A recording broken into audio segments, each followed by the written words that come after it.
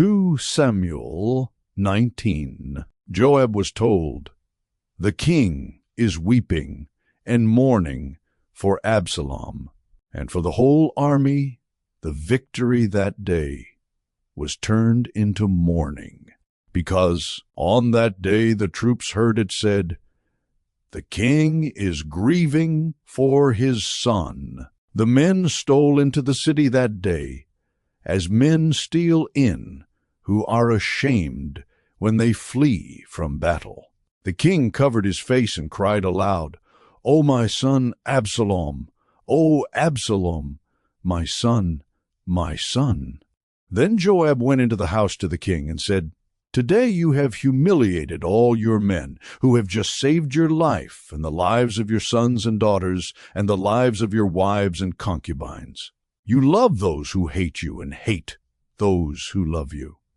You have made it clear today that the commanders and their men mean nothing to you. I see that you would be pleased if Absalom were alive today and all of us were dead. Now go out and encourage your men.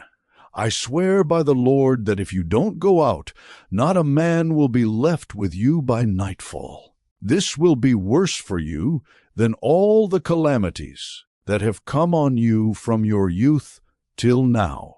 So the king got up and took his seat in the gateway. When the men were told, "The king is sitting in the gateway," they all came before him. Meanwhile, the Israelites had fled to their homes. David returns to Jerusalem.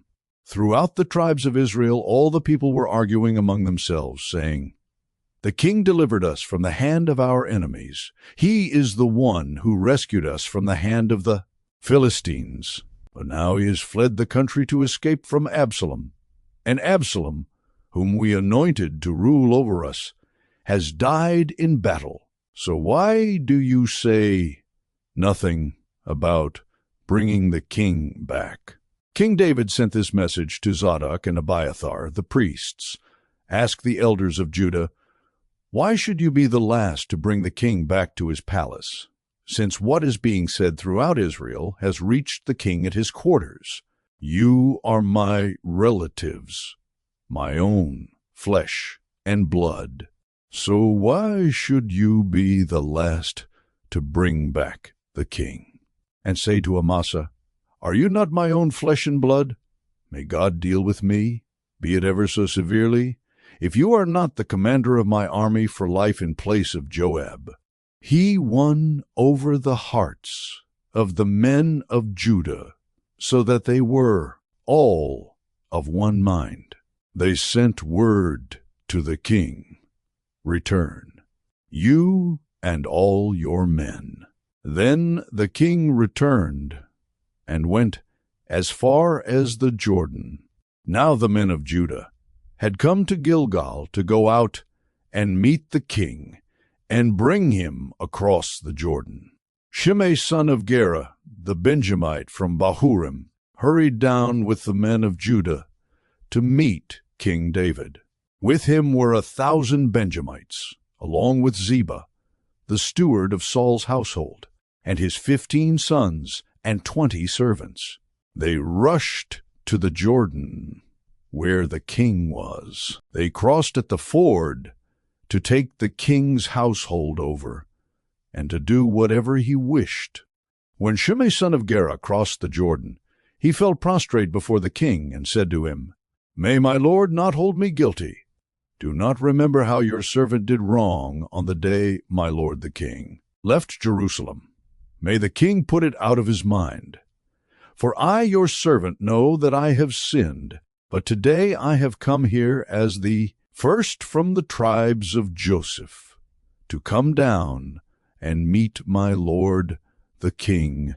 Then Abishai son of Zeruiah said, "Shouldn't Shimei be put to death for this? He cursed the Lord's anointed." David replied, "What does this have to do with you, you sons of Zeruiah?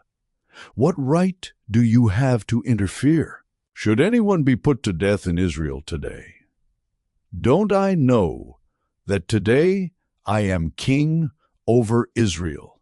So the king said to Shimei, "You shall not die."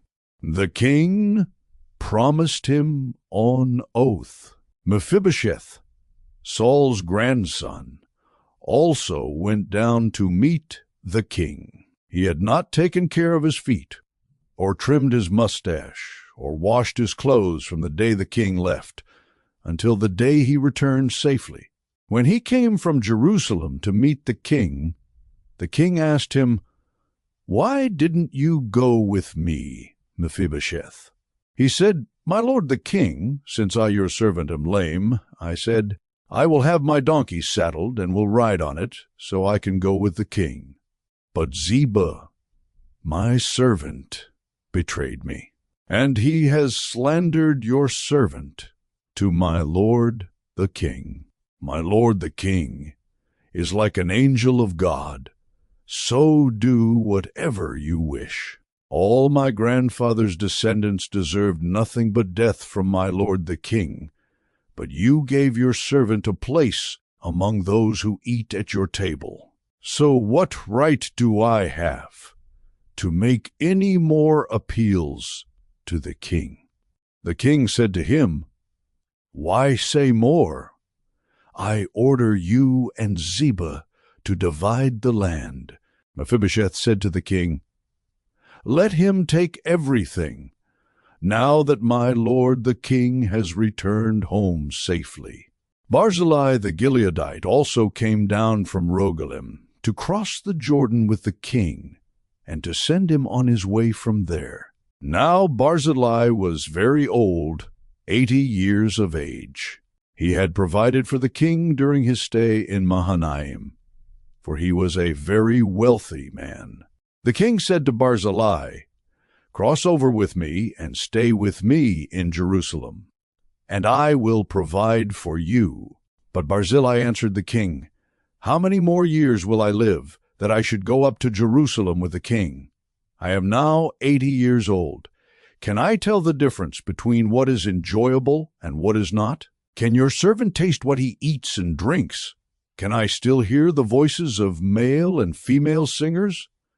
Why should your servant be an added burden to my lord the king? Your servant will cross over the Jordan with the king for a short distance, but why should the king reward me in this way? Let your servant return, that I may die in my own town, near the tomb of my father and mother.